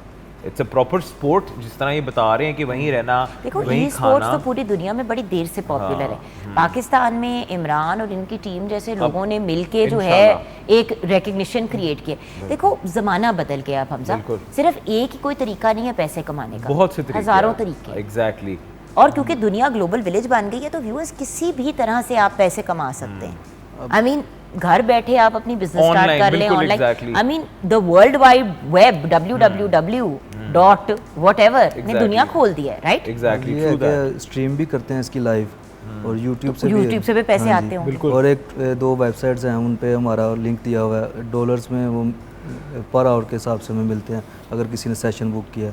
तो बड़ी अच्छी इसमें चीज़ें हैं और सैलरी भी है स्पॉन्सर्स की तरफ से। टूर पे भी एक भी पैसा नहीं लगता, अल्लाह पाक का बड़ा शुक्र है। तो ये वही वाली चीज़ है ना कि एक तो खुद किया, उसके बाद एज अ ट्रेनर आपने लोगों को ट्रेन करना शुरू कर दिया, तो आप तो अपनी सारी ज़िंदगी को सिक्योर और कर सकते सबसे अच्छी बात ये है कि ही वांट्स टू ब्रिंग और लोगों को इसमें, और जो यंगर इनसे जो छोटे बच्चे हैं या जो इनसे उनको भी लाके बीच में ट्रेन करके ये आगे लाना चाह रहे हैं by making his own team. But Hamza ये भी तो देखो ना, आपके at the end of the day जी the world has opened up, बिल्कुल ऐसे ही है। और अगर हम आपस में सपोर्ट नहीं करेंगे बिल्कुल और true। स्पेशली इस यंगर जनरेशन को आगे नहीं लेके आएंगे। बिल्कुल सही बात देखो है। सोशल मीडिया पे आपने पोस्ट लगा दी कि ग्रेट जॉब इमरान खान, मतलब उनको बुलाएं, उनके बारे में जानें, ये एक बड़ी इंपॉर्टेंट चीज़ है। बिल्कुल बिल्कुल इसीलिए हमने मॉर्निंग एट होम में एक सिलसिला शुरू किया जहाँ पे हम व्यूअर्स अचीवर्स को बुलाते हैं बिल्कुल सही। और हर एरिया से अचीवर्स को बुलाते हैं। अब देखें ना, 3 डिफरेंट कैपेसिटीज ऑफ अचीवर्स, यहाँ पे बल्कि 4 हैं। हमारी शेफ फूड की इंडस्ट्री में, बिल्कुल। आप as a pastry chef, and then बिल्कुल। ऑब्वियसली एज एन एंटरप्रेन्योर अपनी बिल्कुल। आपकी बिजनेस है। अब इमरान को देखें, he is an esports का हीरो हमारे true मुल्क that। का। एंड देन ये दोनों बच्चे मतलब बिल्कुल, दिलशाद माशाल्लाह, बैंड exactly। म्यूजिक क्रिएट कर रहे हैं, मतलब अपनी एक एवोल्यूशन लेके आ रहे बिल्कुल, और हैं। ये भी बेहतरीन इंटरनेशनली में किस्म रिप्रेजेंट की, कर चुके हैं बिल्कुल, अपनी exactly। जगह। आप भी बाहर गए हैं हाँ, इतनी बिल्कुल, दफ़ा जी, पाकिस्तान जी। को रिप्रेजेंट करने के लिए। सो बात ये कि व्यूअर्स जिस जगह जिसका इंटरेस्ट है, अगर बच्चा उस तरफ निकलना चाहता है तो हमें उसकी सपोर्ट करनी चाहिए, ना कि नहीं ये नहीं करना। आपके सामने इतने ज़्यादा डिफरेंट, अब मैं एज अ होस्ट बैठी हुई हूँ एज एन एक्टर, मतलब 5 डिफरेंट प्रोफेशंस की मैंने अभी आपसे बात बिल्कुल की। बिल्कुल विद इन कुकिंग भी 2 डिफरेंट कैपेसिटीज़ हैं। So the point is anything is possible जी। अगर आप अपने बच्चों की सपोर्ट करें और प्रॉपर तरीके से उनको आगे लेके बढ़ें। बिल्कुल। बच्चों को समझना I think is very important कि उनका सोल क्या चाह रहा है, वो क्या चाहते हैं और वो क्या बनना चाहते हैं। बिल्कुल। आप मेरे भी बच्चे हैं, ठीक है, और मैं भी डेफिनेटली, मेरे पेरेंट्स ने मुझे रेज किया है। उसमें ये है कि हमारे टाइम पे थोड़ा सा पेरेंट्स को कन्विंस करना और मनाना मुश्किल होता था कुछ किसी नई चीज़ के नहीं, लिए। अभी भी हमजा, आई एम सॉरी, बहुत से ऐसे पेरेंट्स हैं जो हाँ। कहते हैं नहीं तू इंजीनियर ही बनेगा, जी। हाँ, नहीं तू exactly। डॉक्टर ही बनेगा। अब इमरान बैठा हुआ is a very young person. अब बात ये बीइंग सो यंग, मुझसे बेहतर कौन जानता है। Exactly। देखो मेरी जनरेशन मुख्तलिफ है, आपकी मुख्तलिफ है, उनकी उसके बाद हाँ आती है। जी जी जी। So being a young person मैं यही कहूँगी कि अपने ड्रीम्स और एस्पिरेशंस माँ बाप को समझाएं बिल्कुल एग्जैक्टली। और फिर चीज़ों को, अपने ख्वाबों को आगे पूरा करने Follow your heart। Follow your heart. अच्छा, किचन की तरफ बढ़ते हैं जी। क्या सिचुएशन है बेटा? जी मैम, हमारा कीमा बिल्कुल रेडी है, सैलेड भी रेडी है और साथ में पुदीना रायता भी। Wonderful, Thank sounds you। Great. ये देखें व्यूअर्स, सारी चीज़ें तैयार हैं और अब शो को क्लोज करेंगे। आप दोनों जो ब्रिलियंट हमारे अचीवर्स हैं उनका शुक्रिया अदा Thank you करेंगे। so much। Thank और दिलशाद बैंड हमें क्या सुनाएगा? बिल्कुल एंड पे हमारे जितने पख्तून भाई हैं उनके लिए गाना स्पेशली जो है वो मैंने करना चाहूँगा। क्या बात है, वंडरफुल।